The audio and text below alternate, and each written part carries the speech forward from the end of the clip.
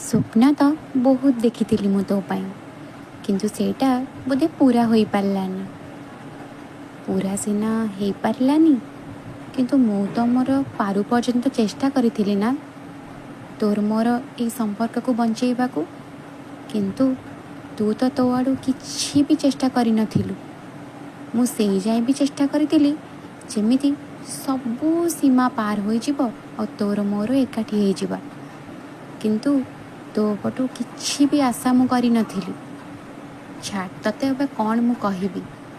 ସବୁ ସୀମା ପାର ହେଇକି ବି କିଛି ଲାଭ ମିଳିନଥିଲା, ଯେହେତୁ ତୁ ମୋ ଭାଗ୍ୟରେ ବୋଧେ ନଥିଲୁ କି ଭଗବାନଙ୍କର ଇଚ୍ଛା ନଥିଲା। ସେଥିପାଇଁ ବୋଧେ ଏତେ ଚେଷ୍ଟା କରିକି ବି ତୋତେ ନିଜର କରିପାରିନଥିଲି କି ତୋଠୁ ଦୂରେଇକି ବି ରହିପାରୁନଥିଲି।